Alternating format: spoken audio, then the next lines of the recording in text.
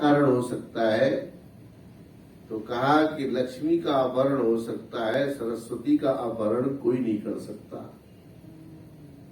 सरस्वती की अपनी कीमत है ये। इसलिए तो विद्याधरम सर्वधन प्रधानम, विद्याधन जो है सबसे श्रेष्ठ है, सबसे महत्वपूर्ण है।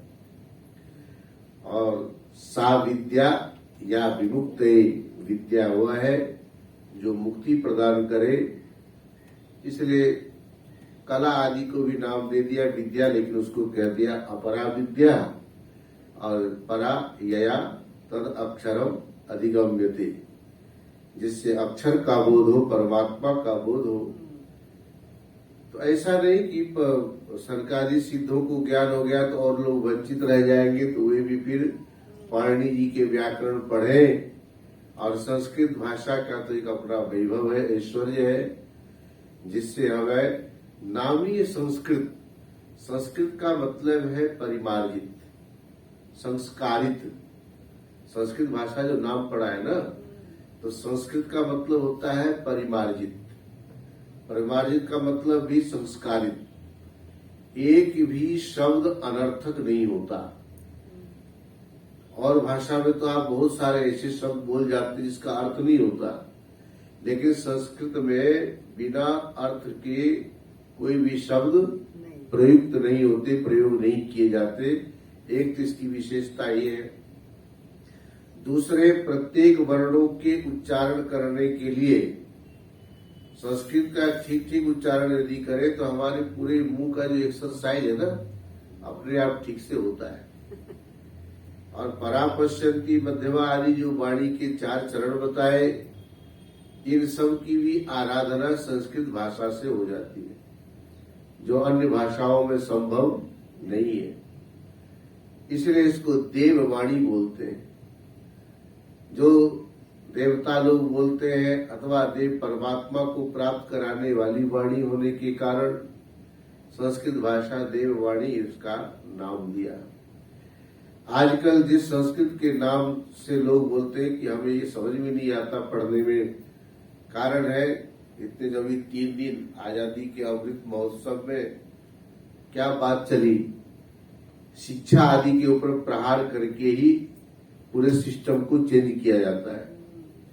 हम संस्कृत के नाम से बच जाते हैं, संस्कृत के नाम लेके डर जाते हैं, न तो स्वयं आगे बढ़ते हैं, न दूसरे को प्रेरणा देते हैं। और कोई आगे बढ़ता है तो उसकी टांग खींचने लगते हैं। इसी का कारण है कि आज हम इस मोड़ पे आ चुके हैं। जब नटराज मूर्ति के रूप में भगवान प्रकट हुए तो उसी में दर्शन हुआ, जिसमें उत्पत्ति, स्थिति, लय, तिरोधान और अनुग्रह, ये 5 चीजें दिखाई दी। लेकिन ऐसे दर्शन करने के लिए हमें क्या चाहिए? उसी तरह की दृष्टि चाहिए। शास्त्रों में, उपनिषदों में बड़े वैज्ञानिक ढंग से आत्मा के स्वरूप के प्रतिपादन करने का तरीका बताया है। और यह बात आप लोग भली भांति जानते हैं। छांदोग्य उपनिषद में जब ये प्रसंग आता है, श्वेत केतु को जब समझाने चलते हैं तो कहते हैं कि भाई सामने बरगद का जो पेड़ दिख रहा है तुम्हें, वहां से एक फल मंगवाया, फल को तोड़ा और उसके अंदर जो बटबीज, जिसको बटधान बोलते हैं, वो निकाल, उसमें भी कई दाने राई की तरह छोटे छोटे दाने थे। उसमें से एक छोटा सा दाना निकाल करके कहा कि ये जो दाना दिख रहा है ना, इसी में ये इतना बड़ा पेड़ है। तुम्हें दिखाई दे रहा है? बोले नहीं दिखाई दे रहा है। अब दिखाई न देवे तो क्या इससे अस्तित्व के ऊपर प्रश्न तो नहीं हो सकता? जब नहीं दिखाई दे रहा तो हम कैसे माने? उसके लिए एक कदम और आगे बढ़ करके कहा, 1 लोटा पानी लाओ, नमक की डली डालो, खिड़की दरवाजा अलमारी में बंद करो, ताला मारो, चाबी लेके अपने साथ ले जा। दूसरे दिन आया, चाबी लेके आया, बोले खोल अलमारी, निकालो लोटा जिसमें पानी और नमक की डली डाली थी। कल नमक की डली डाली थी ना, ढूंढ उसमें है कि नहीं, दिख नहीं रही है, कहाँ गया? किसी ने चुराया तो नहीं है इसी में, लेकिन आंखों से अब नहीं दिख रही है।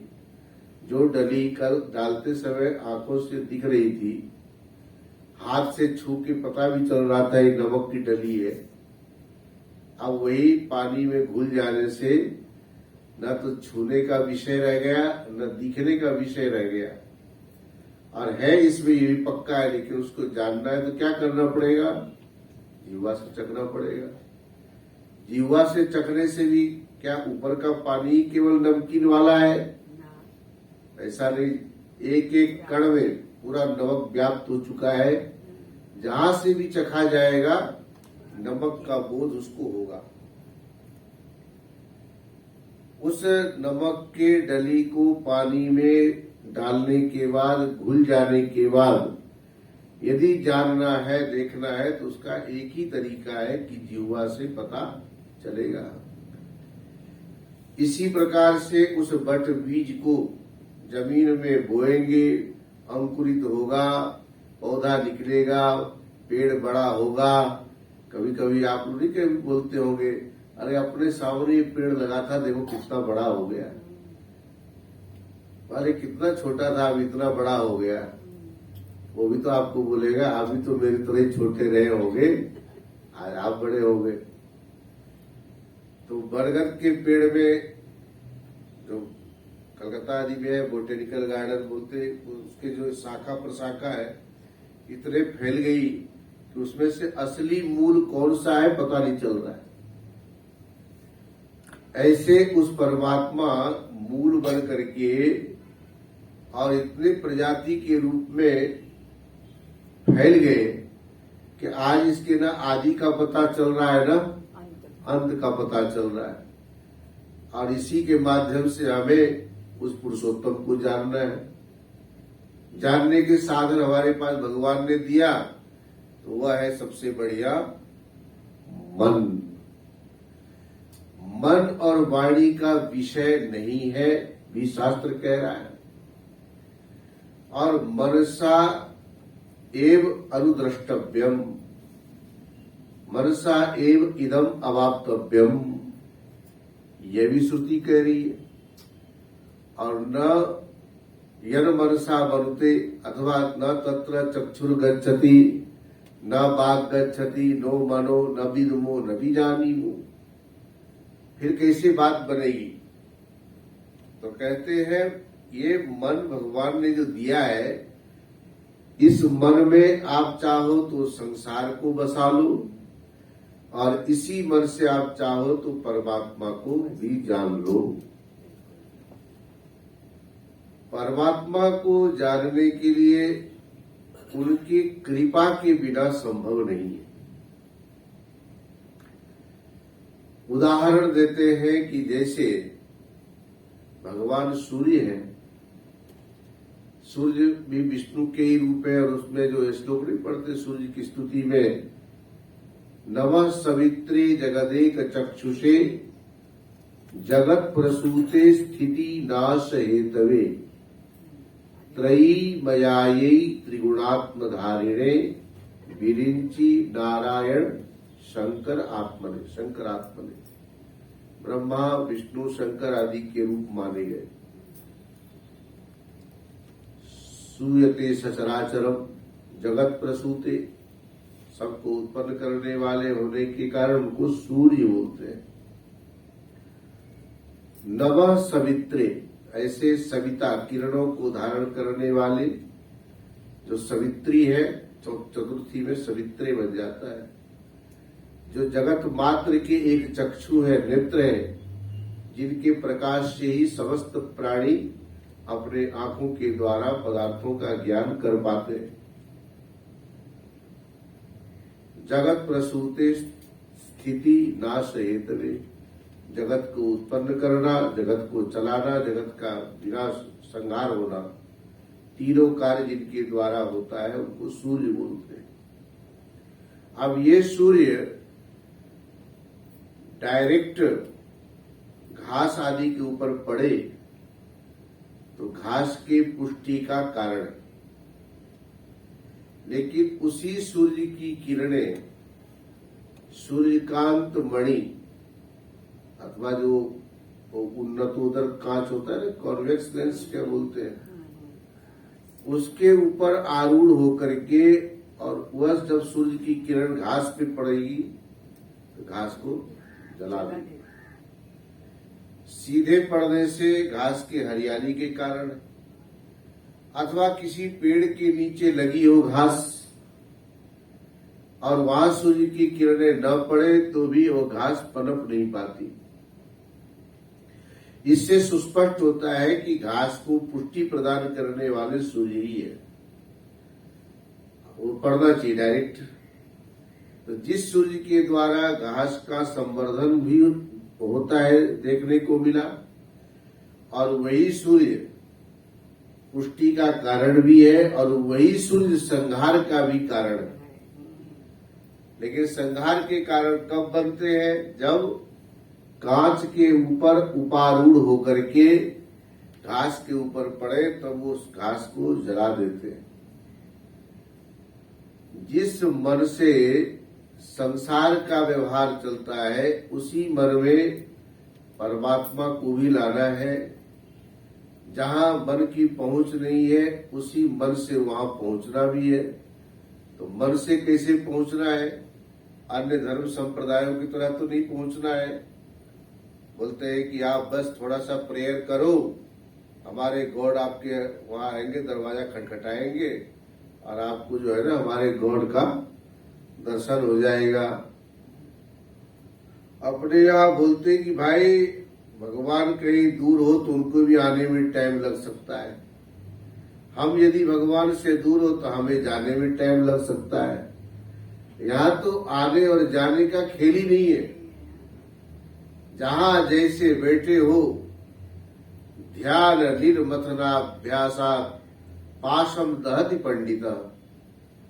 ध्यान की अभ्यास करते करते जितने भी पास है सबको क्या कर दिया?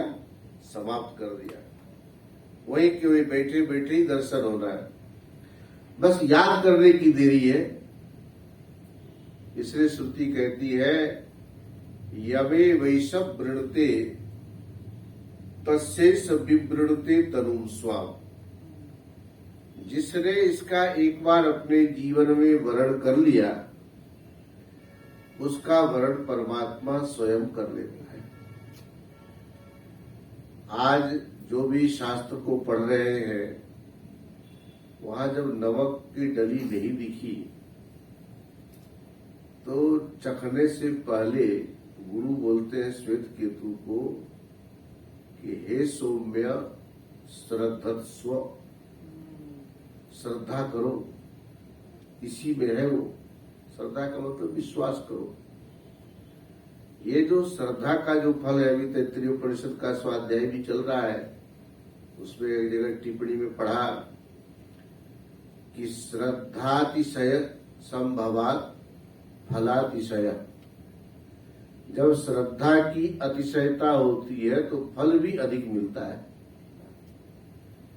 बिना श्रद्धा में, बिना समझे बुझे करने वाले को तो फल मिलता ही है, लेकिन श्रद्धा पूर्वक जो करते हर जगह फलश्रुति ऐसी दिखाई जाती है। शिव पुराण की आप कथा सुन रहे हो तो वहां अनजाने में ही अपने कपड़े को फाड़ करके दिया जलाया तो राजा बन करके आए, कलिंग देश के राजा बने।